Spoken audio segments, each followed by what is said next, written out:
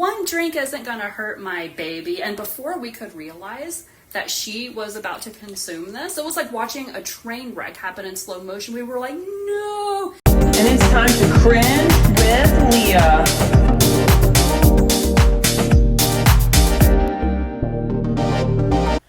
Okay. God damn it. Take number 300. It's fine. Because I'm not even high right now. I think I do worse when I'm fucking sober than I do when I smoke a little, some of God's lettuce. Anyway, we have Bob here. Bob is here to join us today. I'm trying to put her in a better fucking mood because she wants to slap the shit out of somebody. Probably somebody at TD Bank, let's be honest. But, if this makes it to the internet, just know we saved the fucking day.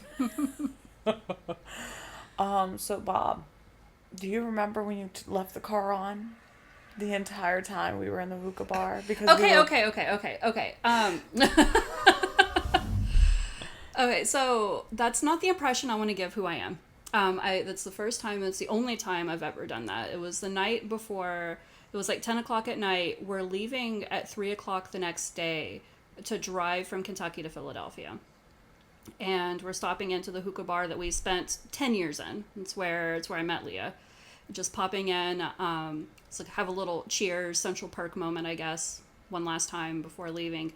And we pulled into the parking lot there, and there's this person that we don't really fuck with. Like, he's just a little, I don't know, military. Psychotic. Military fucked up his head, you know what happens. And we were in such a rush to be like, goodbye. That, Goodbye! just goodbye. Goodbye! That we, in our rush to get away, I shut my car. We all got out of the car, and I locked my car. And we went in for an hour and a half, said our goodbyes to people, and we were like, we got to go to sleep. We're driving literally at 3 o'clock in the morning. Let's get the fuck out of here. And then we go, and my car is running in the parking lot. I mean, we skedaddled from that car as quickly as possible. We fucking, our Flintstones, just like our ass out of that parking lot into the door of this fucking time warp. It's a time warp going in there. Because you know what? Like, I still go in sometimes still, and I'm just like, it's changed, but it's still, I feel like I've seen it every type of way. Yeah. I feel like I've seen that hookah bar every type of way. And, fuck. Holy shit. And this is why the hookah bar still looks the same, because we're still smoking it. Yeah, it's bad. It's not good. It's not good. Oh my God. I know I started going to that place, I was like, not long after I moved back to Kentucky. It was in like 2012, 2013. In and out of relationships with people that I didn't think really liked me, to be completely honest with you. Like, they cared about me, but they didn't like me.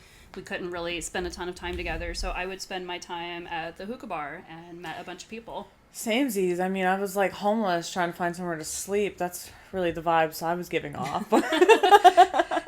As long as you pay, they don't give a fuck. Like, you come in and sit. I was always a paying homeless customer, Oh my God, there was one time this guy came in, he was this unhoused guy, and I felt really bad for him, but he came in, he was like, I just need to use the bathroom. And the owners, these two Palestinian dudes, they were just like, they would take anybody who came in early, they didn't care, and so they'd let this guy come in and use the bathroom, but, like, he didn't make it. Like, he just shot himself on the way from the door to the bathroom, and he left his pants on the floor of the bathroom, just like shit covered pants, and there was shit all over the place. And he was like, I feel horrible for him, because you could tell when he was walking out, he was like so embarrassed. But the owner came to a friend of mine and me and said, if you all clean that up, you can smoke for free for like 2 weeks. And I was like, I've changed diapers. I'm a social worker. I've been in houses covered in shit. I'm like, that ain't no thing to me. Like, say less, give me the gloves and let's go do it. What's also crazy is that, like, we used to have tabs and shit. Like, and also we just would allow ourselves to just go into the back. Like, I remember just walking in the back. Like, you just would grab the drinks you need. Sometimes we would just walk back there and make hookahs, make our own fucking coals. Like, this was like the most chillest hookah bar I think we've ever been to, which is kind of weird because hookah bars are already super chill unless you go to fucking Detroit. Let me tell you what. What was that place called? Mangoes? Where they had Mangoes the Christmas tree? was so good. Yeah. I fucking love Mangoes. That place was awesome in Dearborn. Yeah. That was the shit. We like to tour the United States for hookah bars because we also went to a place in St. Louis. What was that place called? Oh my God. I don't remember the name of it. That one burned down.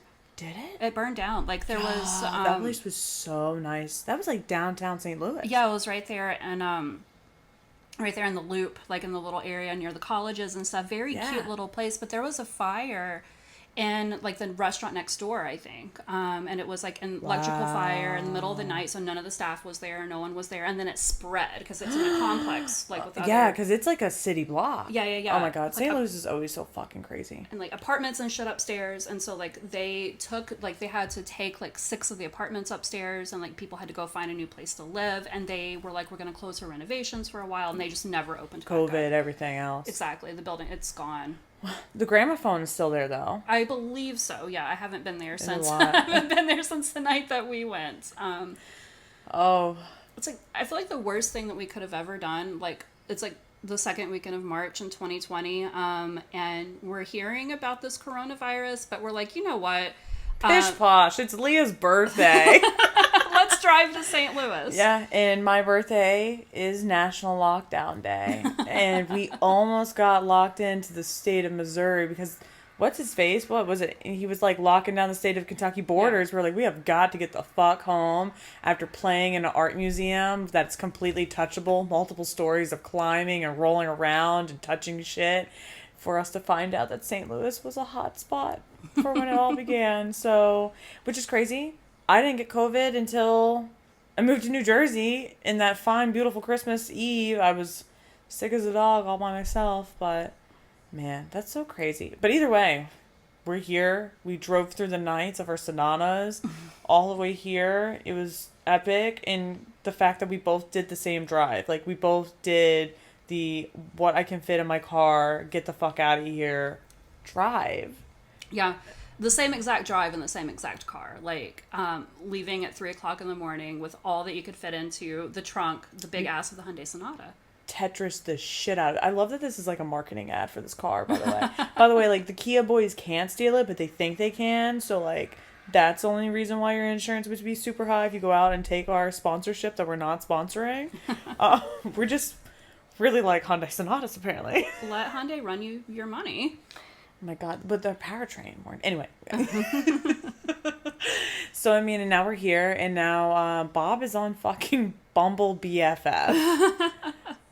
Oh, before that, though, tell me about, like, your last week in Kentucky and all of the shit that you did. How was your move up to Jersey? What was that experience like? Oh, it was horrible.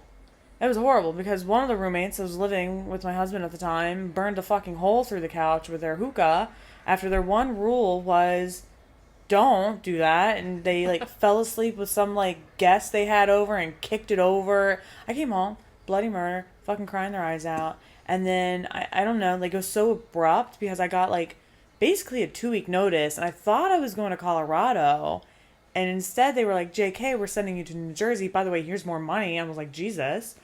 And then I drive all the way up to Middletown, New York, 14 hours to find out that my first day is not even near my location where I'm supposed to work in Central Jersey. It's actually in South Jersey, in Florence, New Jersey. And I need to be there at fucking 6:00 in the morning. No hotel room accommodation set up. Oh, no information. No nothing. I thought I was working in literally like New Brunswick area. I was pissed. So then I had to get everything out of my car into this place I was staying in Middletown, New York, because I thought I was going to be able to just drive an hour to work. And now I'm finding out that it's 2.5 hours, booking a Best Western and hauling ass 2.5 hours all the way the fuck down after doing 14 hours. I literally passed it on my way up. I was so pissed. And then I'm like sleeping with a bunch of truckers in this fucking Best Western, hearing everyone like scratch their ass and fart and shit. And so I'm like, great, didn't sleep, wake up. Mind you, I'm already stressed out. I just drove all this way and things like that because, again, I got like a last minute notice for everything. I drove all the way to the building. The person that interviewed me was horrible. I don't know how to explain it to you. I like sent a report in. I don't know why I took the job. I was so desperate to get out of Kentucky, I just still took the job. But that interview was so bad. Like it was really bad. And it wasn't bad on my part. It was bad on his part. He didn't show up for the first 2 scheduled. I had to take another 3rd day off of work to do this interview. He then shows up late and then is like not even paying attention. Such a big corporation. to act like that. It was so crazy. So I sent the remember report in. It was so bad. So I get all the way there, and they're like, oh, your manager didn't get the accommodations team to set anything up for you. Nothing like that. You don't have your badge. Nothing. Okay. Security comes over, snaps a photo of me. I look like a fucking greasy thumb. Yeah. Like, horrible. And they're like, you can never change your photo again. Do you understand the amount of favors I had to have with the security team to get that fucking thumb photo permanently deleted out of the system? And 2, my badge flipped over to beautiful, definitely not face-tuned photo of me for my badge, because you can look it up on the directory. I was like, international. I was not trying to see that thumb of a photo representing who I am. Did you Facetune a photo and send it to them so they could put it on your badge? I took it in the office and sent it over to security, no problem. And they're like, yeah, girlie, I got you. By the way, you make me believe in God again. It was definitely a challenging time. So it was an awful fucking week. And then, like, I still didn't know who my manager was, right? And I want to say it was like the 3rd or 4th day. They're like, oh, you haven't met your manager yet? I'm like, no. It's like almost literally the last day of my first week. And they're like, oh, sit down with your manager. Boom, right in front of my face. It's that motherfucker. I swear to God. It was the worst thing ever. I literally was like, oh my God, I'm gonna have to quit. And then he had like this vendetta against me. We fly out all the way to fucking Indiana for him to sit me down and be like, you're doing horrible. No wonder I'm doing horrible. You're a horrible person. You've always hated me. You hated me in the interview. I don't know why they hired me to what? Ruin my life? To drive me 14 hours, move my entire life to find out that you didn't like me in the interview process and now I'm your employee. What a great time for the both of us. And he was like, by the way, here's your new nights manager. Her. And she was honestly the best manager I ever had. And he like fucked her over, left. Her hair's frizzen. What an awful time to be alive, but also the greatest time to be alive. Like, it was the worst but best job ever. And I know you went through, I remember when you were going through that interview process and being like, because we were doing those, part of that was still during lockdown when you started interviewing. So like from the time that you started interviewing in like March, April until when you moved in like September, yes, we were in lockdown, and our friend group had like our nightly Zoom call, like our little friend group we call like the Tribe of Fucks, and we had our Tribe of Fucks daily briefing, and that's like how we kept in touch during COVID and kept from going crazy. And you'd pop in and be like, yeah, I don't know about this job, the guy ghosted me, and so I don't really know what to do. And we were like, keep trying, Leah. And there was at one point, I know there was a job you talked about in Colorado, and you and your husband were talking about buying a trailer and going to Colorado. 55 acres we were looking at. We were looking at buying 55 acres, gonna build a shipping container house, like, gonna get a trailer, just, like, chill. This trailer had a beautiful mountain behind it. There was nobody that was gonna be able to build behind it. It was, like, the best trailer. And you know me, I don't give a fuck where I live. I was homeless for how many years? It doesn't matter. But, like, oh my God, it was so glorious. Honestly, Colorado would have been great, but like, could you imagine? Yeah. In my life, if I had moved to Colorado? When Leah's having a bad day up here, I just tell her, you know what? Just imagine you could be straight and sad in a trailer in Colorado, and you're not. Fuck. You're gay and mad in Philadelphia. I'm gay and mad. You know, if I'm going to be mad anywhere in the world, like, I'm fine to be mad in Philadelphia because everybody is mad in Bob, Philadelphia. you've been very mad all fucking week, and we understand. We're waiting for you to just, like, snap and slap. Like, honestly, if I get a backhand across the fucking face, I deserved it at this point. I probably didn't deserve it, but I deserved it for Bob. Bob deserved to slap somebody, and if it has to be me, I'm willing to take one for the team.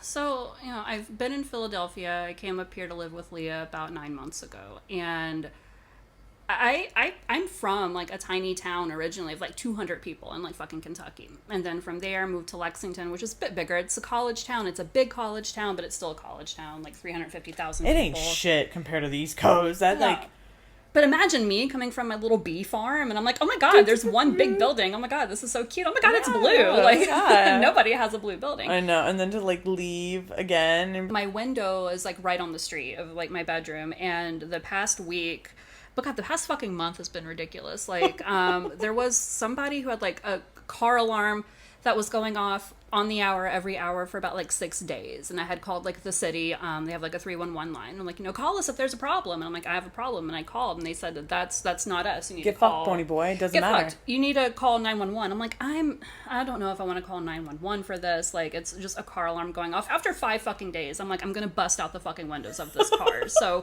either someone's going to call 911 on me and I'm going to go to jail, or I'm going to give it a shot. And I called and they were like, yeah, we don't really give a shit. And then I said, I think it might be stolen. And then they cared. They cared a whole lot. And they were like, what's the plate number? And the best part about Philly 311 is that they have a public complaint board. And my favorite thing to do is to be so unhinged on that. So we had a car that was parked on our road, window busted out, clearly a stolen vehicle, like BMW, super nice car, stolen, I don't know, dropped off from like Maryland or some shit, and it had been on the road. And mind you, there's no parking, so like, bitch is taking a spot. Yeah. And so I was just like, what is happening? And then it starts to snow. And the snow's piling up in this car. And I'm like, someone get this shit out of here. I get on the 311 board, and I'm like, yo, this shit be busting up my curb scene. I'll be trying to sell my house, but you're over here, like, fucking it up, blah, blah, blah. I was going unhinged, typing out, like, an AI would not be able to make out what the fuck I was actually trying to point out to. I just put a bunch of photos all over the place, and I literally was like, what's up, Philly? Somebody come pick that shit up. Next day, it was gone. Go on Hinge and post it with photos. And no, I think I used your Snapchat photo. You did. And it literally in the public post had like the Snapchat commentary on the photo, yeah. Unhinged. Because that is the only way to get anything done in a city, which honestly it's fine by me. I like being unhinged, And the funny thing is though, that car that was going off forever and a day ended up being stolen from Maryland as well. I don't know why our block in Maryland stolen. Like somebody's got a system here. Yeah. Oh my God, we're near Vin Diesel. But like, they're ugly cars. Like that BMW was nice, but no one's racing in that thing. It was like tan leather with like an ugly blue and like fuck a BMW in general. Yeah. And then they did bust out the old man with cancer when we were like shoveling out our spots on the road. He was like, oh, is this spot taken? He parked his car. We hadn't seen him in months. He like parked half illegal on the crosswalk. We were like, who cares around here? You literally park on the sidewalk. So busted out his window. I was like, not this poor old man's, but he's still alive. I saw his car the other day and I was like, oh my God. He was literally like, I got out of the hospital. I just got done like doing major cancer treatments. I'm like, Jesus, you poor old man. Like, where is your daughter or somebody? Yeah. Like, who is here to assist you? And I feel like that's like, no, Philly's just like a full of like rejects. Yeah. Like the estranged, the estranged. I think that's the word I'm looking for. The estranged beings live in Philadelphia. Philly is an island of misfit toys. Truly is. It truly is. Like, the fact that our friend's dog can find a chicken wing bone anywhere to choke on during walking. Like, there's always a chicken wing bone. There's always a needle cap. I'm still playing needle, trying to find the needle. But so far, it's just needle cap. Which I think is another thing we should really talk about one day. Is just how, like, out in Kentucky, it hides in the hills. And here it's in the streets. That's literally something I've been talking a lot about with my boss. So we're talking about the unfortunate heroin epidemic where we're from in Eastern Kentucky. Like, I had a cousin who passed away relatively recently from ODing. It's like, I feel like anyone in Kentucky knows somebody who's OD'd or they've OD'd like themselves. But we really don't have major areas where people crowd around and use together or use publicly. Like, my cousin who died was deep down in the mountains near the Virginia border. There's heavy use there, but you don't see it when you're out and about because it's just whatever. But you come up here and we are half of a mile away from the biggest open air drug market in the world. And I remember the first time I drove down there, and there's, I mean, no exaggeration, tens of people, probably 30, 40 people. Zombies. All like doubled over at the waist or staring off doing their little crackhead dance. Yeah. The little sway. You're just moving about. And I was like, God damn, it's like I've seen this before, but to see this many people and everyone's just driving by. And I'm like, how is this normal? How is this so normalized that we can just drive by and see 40, 50 people within 2 blocks just standing there, doubled over, laid down in the street, purple ass feet, covered up with blankets, people stepping over. crazy the state that some of these people are in. And I just want to be there when like the high's over. Yeah. Where do they go? How do they get more high? Like, where's your shoes?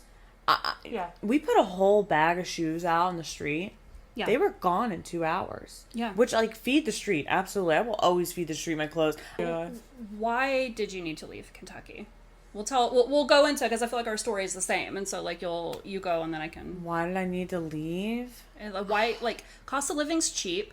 Everyone knows everyone. Like, so why leave?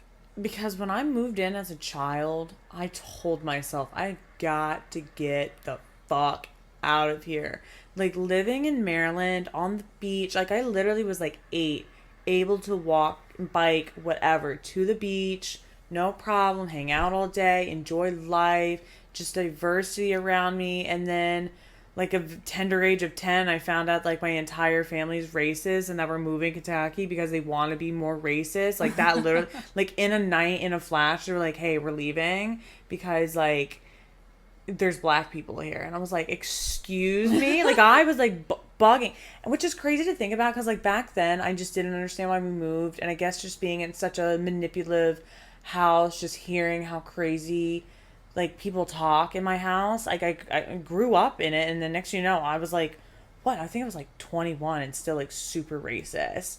And, I mean, I was super racist when I met you. Like, definitely not okay with the Jewish people for unknown reasons. Like, I didn't even know Jewish people, you know? So it's just, like, literally, like, she just, the devil herself, that's what we'll call her, just taught me to be so angry in the world that I live in. And so that's why I left. Like, I'm so angry all the fucking time. Definitely not judging anybody by any covers because, I mean, have we met me? Like, have we met me? Like, so, yeah, no, it was pretty crazy.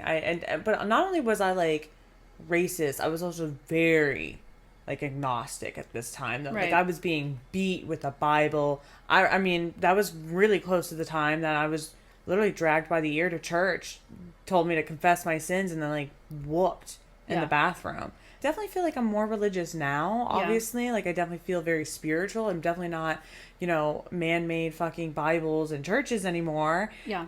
But, man, I don't know. Like, I was very agnostic and just, like, just very angry at the world. Very angry. I'm glad to not wake up like that anymore. It's kind of crazy because my girlfriend just wakes up so happy all the time. She's just like, and what's on the agenda today? And I'm like, how could you not wake up pissed that you woke up? Yeah. Like me, laying in bed upstairs and the car alarm is going off, and I wake up and I'm like, oh god, fucking damn it! Like, Jesus, just take me in the night. Like, the crack out on the street again, just like, or what is it? The Elmo parade that comes through with the drums. Yeah, there's a guy that wears an Elmo head that just starts like drumming. It's something like if you're not used to it, it feels like it's something out of a horror movie. It's like you see it, they're just so stoic, just drum lining down the street, and I'm like, this is the scene before somebody comes in and kills everybody, and some like dystopian type of movie. I'm like, this is, but they're just trying to spread goodness and cheer. Yeah, literally, they have like whole social movement. You can find them. What are they called? It's literally like the Elmo drummers. Something like that. I have no idea. Yeah. Anyway, I can't remember. But we also just like come from a place where religion really is like used as a tool of control.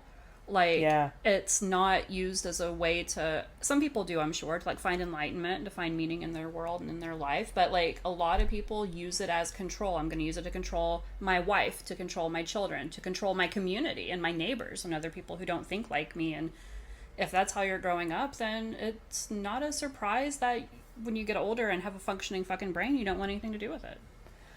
I think just, honestly, you saying all that, it's so wild how life is so different in two different places, because I think about the Leah in Kentucky just so around all this control that you're like talking about, right? Like I feel it. Like honestly, I'm having like anxiety just thinking about like how much control is on everything in Kentucky based on just societal rules. It's so crazy. So I just and then to be a Philly, like you're like, oh, that's a man in the thong in the street. People are cheering him on. Oh God, what's happening? And then you're like, I don't know. Like it's just a different world. Like I don't know. Like you can do. That's why I was talking about fashion last couple episodes. I was just talking about like like, yes, you can have fashion in Kentucky, but, like, fashion here, like, you truly can figure it the fuck out, like, what you want to wear, how you want to wear it, and somebody on the street's gonna be like, fuck, girl, like, I love that outfit, you know, Right. like,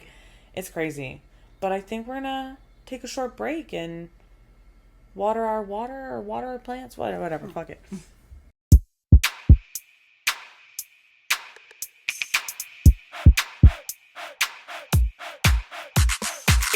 Knows what this episode number is, because we're just like I said, vibing out here and just getting some conversations going, and when it fits my goddamn calendar, I'll edit it and I'll put it on the fucking internet. You don't tell me how to run my podcast, I do. Fuck them.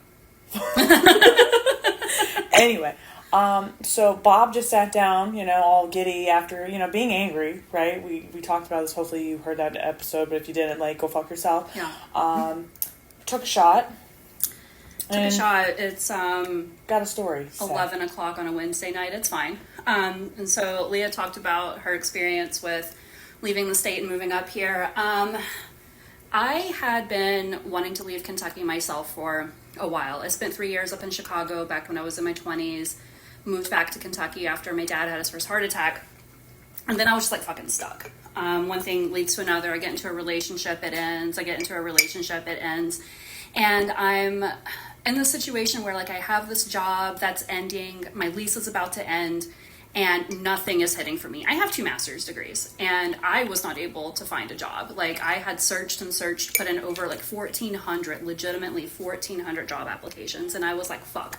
And then I sat down with my mom, who's a very interesting person, and I had, who I feel like in a lot of my life had not been super supportive, but she looked at me and we're at dinner, and I'm like, I can't find a job, I don't know what I'm gonna do, like, I'm fucking 36 years old, and I feel like I don't know what I'm gonna do. And she said, you know what, you have a friend up and around New York, talking about Leah. And I was like, yeah, I know that they have a bedroom opening up soon, but, like, I don't know if the time's right. And my mom's like, you know what, I'll give you some money, go. And I was like, okay, bye. And I had 3 weeks to find storage units, move all of my furniture, all this shit. It was so quick. What a Christmas gift to yourself, too. I mean, it was super fucking fast, and I was like, oh my god, like, this could fall apart in any second. I was worried, like, is all of this gonna happen? And I have friends back home, and I love a lot of my friends back home, and some of them are not, like, the most reliable, and some of them were like, yeah, we'll help you move all your stuff into the storage unit. But who showed up but one of my good friends, her boyfriend, and my mother, my 72-year-old mother, to move 2 stories worth of shit into her truck and put it into a storage unit. My mom's fucking beefy. Like, I don't know how else to put it, but, like, she is still, like, strong as fuck. You know how they say, like, which way would you go, man versus bear? I think your mom would go towards bear just to show that the bear... No, honestly, either. And just be like, I can take you. Because if anyone can, like, snap a neck, yes, it is your mom. My mom's aggressive, and people wonder why I am the way that I am. Listen, I would never square up with you at a TD Bank. I swear to God. So, like, I've got some of my stuff upstairs, and I had, like, I don't like butt stuff. This is going to make sense in a second. Like, I don't like butt stuff. It's not my thing, but some people had bought me butt plugs as gag gifts, and then I started buying butt plugs for people as gag gifts. Leah's dog is the unintended recipient of one of my butt plugs as gifts at one point. It's in the ad from the episode that's coming out. It should already actually be out, so you've all have seen the butt plug. Yes. It's in Jenny's mouth on my Instagram. And so I'm like, I'm not taking my butt plugs up to Philadelphia with me. I'm going to put them all in storage. It's fine. And so, like, I've got this, like, little shoebox that I'm putting, my random butt plugs and shit in. And my mom is upstairs in my room, and I don't quite know, like, what she's doing. She's grabbing stuff. I think they're trying to take my mattress and my big headboard, and they're trying to move it downstairs. I didn't tape up this box because I didn't really think, like, too much of it. God damn it, Laura. My mom, I guess, had picked up this box, and she had tripped over, like, a piece of plastic, and I just hear a clink, a clink, a dink, a dink, a dink, a dink. Stop. 20 butt plugs rolling down the stairs. And mind you, I want you guys to picture these stairs. They're like in the middle of this goddamn townhouse. There's no not seeing the stairs in this townhouse, and they're open stairs, so you can just see. Like 2 of them fell through the cracks of the stairs. I have a friend who's got the smallest little fucking like dachshund, like wiener dog. Yeah. And the way it goes down the stairs is boop, boop, boop, boop, like just bounces, and that is exactly how I imagine. I had a glass one, a blue one, and a black one just bouncing down the head. What color butt plugs were they? Okay, so I had a couple that were in like sets that had like little emeralds on the back. Yes. And one of them was vibrating, like the switch had turned on, and so like it's in the floor, just like vibrating. And my mom is like at the top of the stairs looking down, because again, they're open stairs with no back, so they're just like slats, looking down at the vibrating butt plug that's made its way to the first floor. Her face is so stern. Like, I don't know when your mother's happy or mad or just shocked. It's the same face. So I can only imagine, like, the most, like, honestly, P. Diddy, just, like... just, like, stoic. Stare. Like, the stare. Like, the way The Rock stares at Kevin Hart. You know, just like, motherfucker, are you serious? Like... It's like an R. Kelly moment. She looks at the butt plug and she looks at me. She's like, I look at it, and it looks at me. And I'm looking at him. And he's looking at me. And I don't say anything. I'm trying to keep any dignity I have intact at this point. And I just calmly walk over and I take the switch and I flip the switch off. And I'm gathering around, like, rolling potatoes, like, gathering around my little butt plugs. While my friend and her boyfriend, who have also arrived to help me move, are just looking at anything but my mother. They're just trying to look at any direction that they can but my mother. And I'd have to leave the entire state. Like, good thing you were. I got like so ashamed. I'm like, I cannot put these in the storage unit. So my box of butt plugs is now upstairs here in Philadelphia. I just had to take them and put them in my car because I'm like, there's no they're way. We're not mentioning this. And my mom just like looks at me and then she just goes, is there anything else that I should know about before I put my hands on it? Well, bitch, I'll get the sticky notes. Like, and I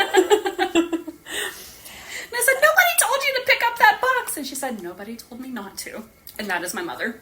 And this is why you're my best friend. Like, this is why you're my best friend, though. Is like, this is why you're sitting in my living room with me right now. Because, you know, if this is going to be a podcast about my diary, god damn it, I want yours in there too, right? Like, yeah. when I like wither away at some point and someone's on whatever Spotify is at this point, you know, I hope they just be like, a diary about Leah Rose.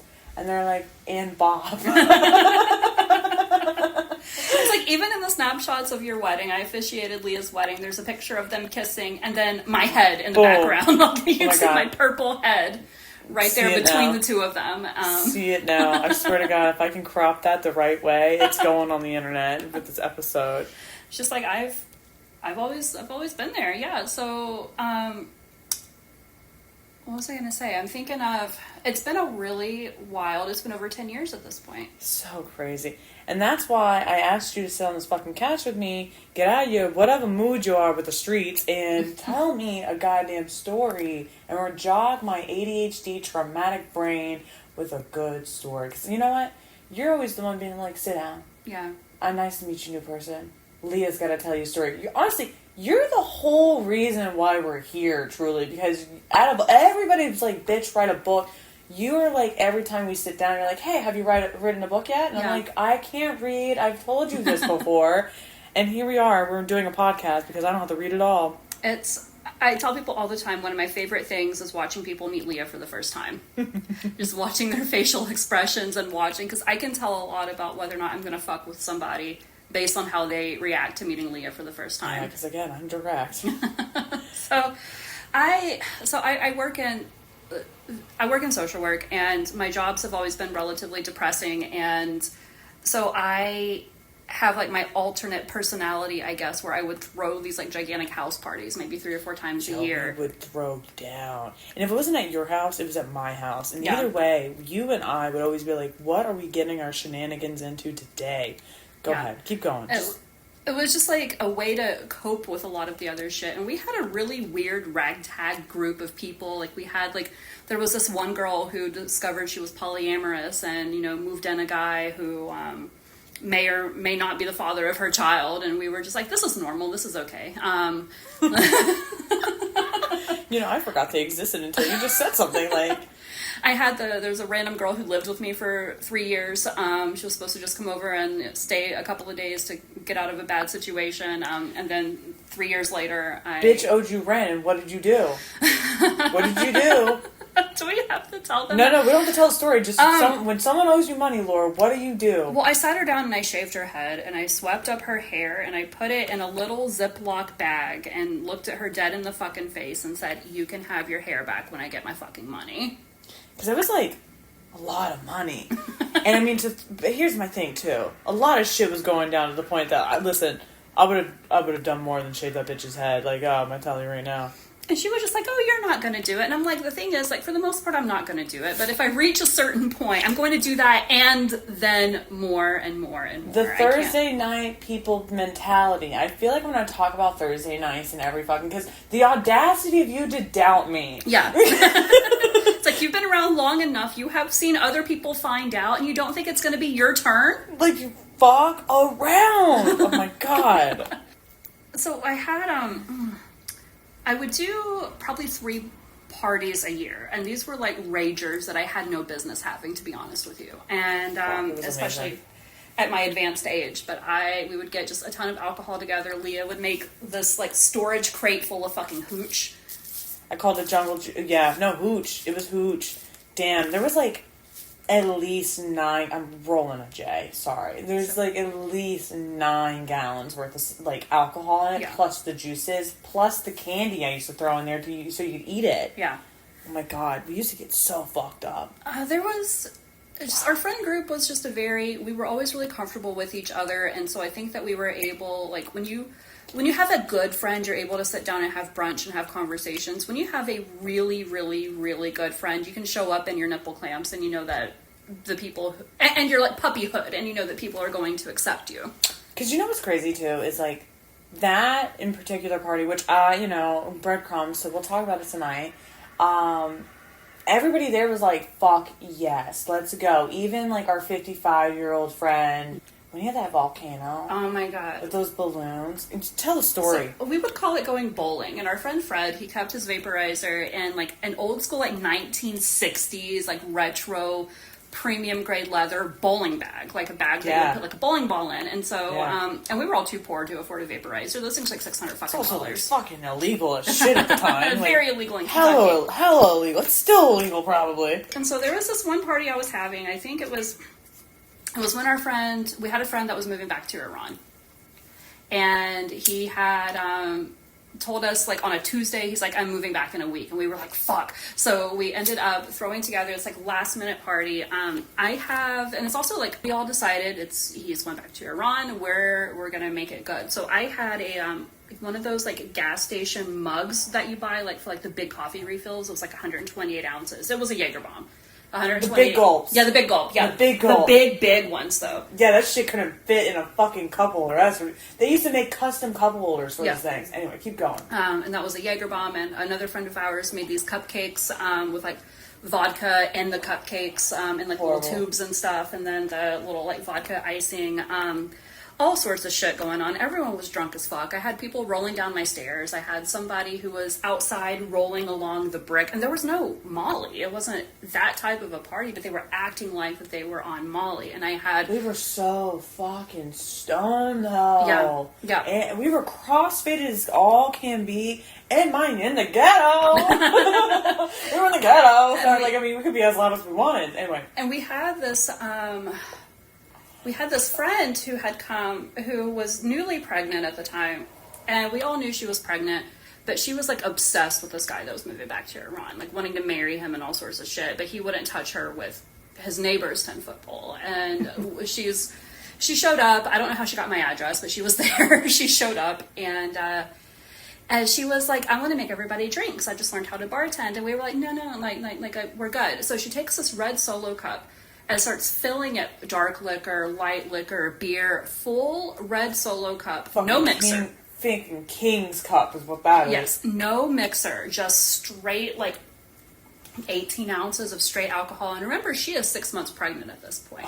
No one is going to drink this drink because it's fucking disgusting. We watched her make it. She's crazy. We didn't want anything that she had put her fingers in, let alone something she was making for us to consume. And we're like, we're not going to drink it. And then she goes, one drink isn't going to hurt my baby. And before we could realize that she was about to consume this, it was like watching a train wreck happen in slow motion. We were like, no, downed the whole thing. She's crazy. Down the whole thing. And we were like, fuck. And we were all like too fucked up to do anything about it, really. And so we were like, okay, it's time for you to go. And she just walked outside and disappeared into the night. And I'm pretty sure I was in the corner of your house, baked like a cake with a balloon in my hand, like one of the, the balloons. Yeah. And I had, what's his name, in my lap, and I was petting him like a kitty. Oh, yeah. Yeah, because I remember just, like, all of us shouting, like, freaking the fuck out. I was like, what has happened? And just, like, we're like, the normsies. Yeah. Samesies. Because, I mean, I feel like that was normal for her. She would always, like, run in, cause a fucking scene on something, and just head the fuck out. And we're like, but where is your baby? Who's watching your your baby? Where's your baby? And it's like funny, like in the time that we've left, we keep hearing stories. It's like she's like a fucking like folk tale in the city. Like we keep hearing stories of people running into her. You wonder how like people become, like how they're like, oh, there's like that one person, like the iconic person of the city, and they're like, how did they get there? And then like we watched it happen. Like I'm so curious what's gonna happen in like 10 more years. But anyway, like that's wild. Yeah, and it's just crazy parties. Like there was one, it wasn't that same one. That was the one where, we were throwing that going away party for my friend who's moving back to Iran, and we all decide we're going to the hookah bar, and then we accidentally leave him at my house. He's like in the bathroom, and then he comes out of the bathroom and all the lights are off, and we're all gone because we forgot to put him in a car with somebody. And he called me and he was like, hey, where did everybody go? And I was like, we forgot him, holy shit. Thank God Lexington was literally, if you haven't looked at Lexington on the map, especially people that are not from Kentucky listening, get on Google Maps right now, go look at Lexington, like the road map, and just see that it literally is a basketball. Like it's cut like a basketball or a pie essentially. So like if you forgot somebody somewhere and had to like go back, it's like not a big deal. No, it's not a big deal. We used to make it such a big deal, but it's like not a big deal at all. We're like, fuck, 10-15 minutes to go pick your ass up, like I ain't got the gas money for that, bro. Like, and that's back when gas was $1.50 a gallon, and we didn't have the gas money for that. And well, I mean, everyone's fucking poor all the time. I mean, I was doing neurosurgery, making like what, maybe $14-15, and that's after like how many years of service to that place, like. And that was you doing good. $14-15 was doing good. Yeah, I mean, I was the one that had the big house and the barbecue and all that shit, and man, we were pinching pennies then. Though it's crazy to think that I was charging somebody $200 for rent. Like, it's crazy to think the word $200 in rent in the same sentence. Yeah, because how much was your total rent? And you had, like, a big house. I think, it was 3 bed, 2 bath, walk-in closets, like, honestly, it was a shit house. It was a shit. It was one of those cookie cutter houses, but, like, it was, like, what, $1,100? Yeah. It was $1,100. Welcome, New Jersey. Rent used to be cheap. It's not anymore. I think he now charges that house. That's a little over $2,000, which I know also still doesn't sound like a lot for, like, renting a house, but, like, you don't make any money out there. Like, you don't have... Your car payments, your car insurance is all the same price. Yeah. Whether you go to New Jersey or here, it's the same price. And then your rent's a little bit cheaper? Oh, God. I went from making literally, like, what? Under $30,000 a year to well over $100K? Like, no problem. Yeah. Which, I mean... isn't the case anymore. I can do whatever the fuck I want now. But, I mean, just... It's crazy. It's kind of crazy. It's kind of crazy going through all that, like, the changes and just seeing, like, how people vibe. But, anyway, back to the parties. And honestly, like, going from 1,100 to, like, 2K in 4 years is a jump. That's a jump. A lot of people probably lost their place. And I don't think there's any, like, rent control out there or there's anything. Not, like, you can literally just get fucked, pony boy. Like, literally. It's rough. And, like... And we were all, like, not making a ton of money. And again, like, I had, like, 2 graduate degrees and still not making a ton of money. And, but we would get together, a few times a year. We would always do one on my birthday, which is at the end of September. We would do one for New Year's, and then we would do another one in the summer sometimes. So there were always 3.